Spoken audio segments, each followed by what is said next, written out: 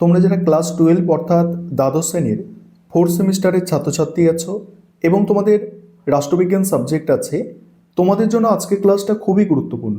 আজকের ক্লাসে তোমাদের যে প্রশ্নের উত্তরটা নিয়ে আলোচনা করব, ভারতের সুপ্রিম কোর্টের গঠন, ক্ষমতা ও কার্যাবলী। তোমরা জানো এই প্রশ্নটা তোমাদের জন্য একটি মোস্ট ইম্পর্টেন্ট প্রশ্ন। কিভাবে প্রশ্নের উত্তরটা লিখবে দেখে নাও। একদম সহজ ভাষায় লেখা হয়েছে, যাতে তোমরা একবার বা দুবার দেখলেই মনে রাখতে পারো। প্রথমেই তোমাদের ভূমিকা অর্থাৎ ইন্ট্রোডাকশন দিয়ে শুরু করতে হবে। ভারতের অখণ্ড বিচার ব্যবস্থার সর্বোচ্চ শিখরে অবস্থান করছে সুপ্রিম কোর্ট। এটি হলো ভারতের সংবিধানের চূড়ান্ত ব্যাখ্যাকর্তা ও রক্ষাকর্তা। ভারতীয় সংবিধানের পঞ্চম অংশের 4th অধ্যায়ে 124 থেকে 147 নম্বর ধারায় সুপ্রিম কোর্টের গঠন, ক্ষমতা সম্পর্কে আলোচনা করা হয়েছে। গণতান্ত্রিক শাসন ব্যবস্থায় আইনের শাসন ও নাগরিকদের অধিকার রক্ষায় সুপ্রিম কোর্টের ভূমিকা অপরিসীম।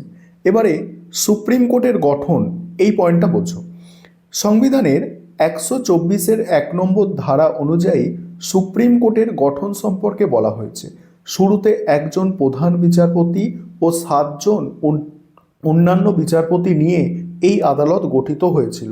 তবে বর্তমানে সুপ্রিম কোর্টে একজন প্রধান বিচারপতি এবং অনধিক 33 জন অন্যান্য বিচারপতি অর্থাৎ মোট 34 জন বিচারপতি থাকতে পারে। ভারতের রাষ্ট্রপতি সুপ্রিম কোর্টের বিচারপতিদের নিয়োগ করেন। 65 বছর বয়স পর্যন্ত তারা স্বপদে বহাল থাকতে পারেন। এবার হচ্ছে সুপ্রিম কোর্টের ক্ষমতা ও কার্যাবলী, এই পোর্শনটা দেখে নাও। আর যারা চ্যানেলে নতুন ভিজিট করছো, দেখো তোমাদের সিনিয়র যারা আছে তারাই চ্যানেলটাকে আজকে সাপোর্ট করে এই জায়গায় নিয়ে এসেছে।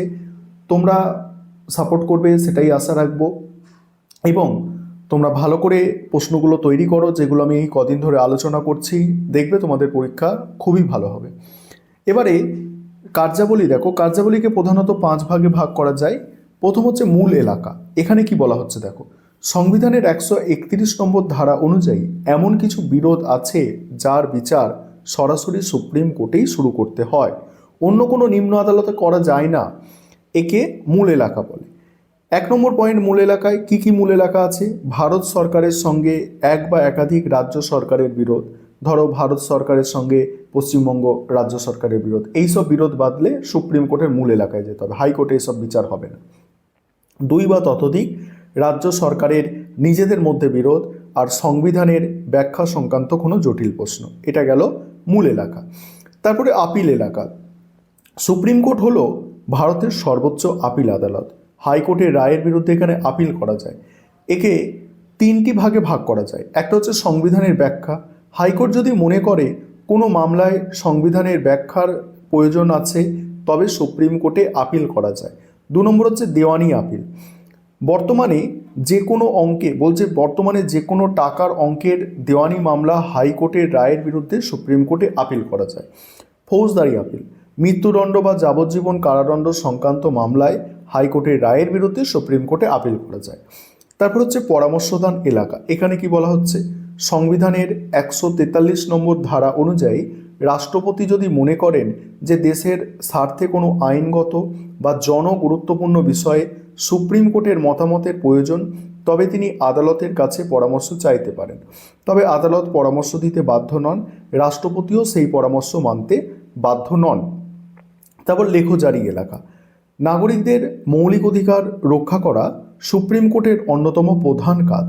সংবিধানের 32 নম্বর ধারা অনুযায়ী যদি কারো মৌলিক অধিকার ক্ষুণ্ণ হয়, তবে সুপ্রিম কোর্ট 5 ধরনের লেখ বা নির্দেশ জারি করতে পারে: বন্দি প্রত্যক্ষীকরণ, পরমাদেশ, প্রতিষেধ, অধিকার পিচ্ছা আর উৎপেষণ।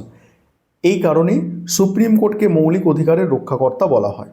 তারপর হচ্ছে অভিলেখ আদালত ও বিচার বিভাগীয় পর্যালোচনা। সংবিধানের 129 নম্বর ধারা অনুযায়ী সুপ্রিম কোর্ট অভিলেখ আদালত হিসাবে কাজ করে, অর্থাৎ এই আদালতের রায় ও নথিপত্র ভবিষ্যৎ মামলার সাক্ষ্য বা নজির হিসাবে সংরক্ষিত থাকে। এছাড়া আইনসভা বা শাসন বিভাগের কোনো কাজ সংবিধান বিরোধী হলে সুপ্রিম কোর্ট তা বাতিল করতে পারে। একে বিচার বিভাগীয় পর্যালোচনা বলে। উপসংহারে কি লিখবে? পরিশেষে বলা যায়, ভারতের মতো যুক্তরাষ্ট্রীয় শাসন ব্যবস্থায় সুপ্রিম কোর্টের গুরুত্ব অপরিসীম। বলছে এটি একদিকে যেমন কেন্দ্র ও রাজ্যের মধ্যে ভারসাম্য বজায় রাখে, অন্যদিকে নাগরিকদের স্বাধীনতার অতন্দ্র প্রহরী হিসাবে কাজ করে। বিচারপতিদের স্বাধীনতা ও নিরপেক্ষতার উপর ভিত্তি করে ভারতের গণতন্ত্র টিকে আছে। এই হচ্ছে তোমাদের আজকে একটি মোস্ট ইম্পর্টেন্ট প্রশ্নের উত্তর।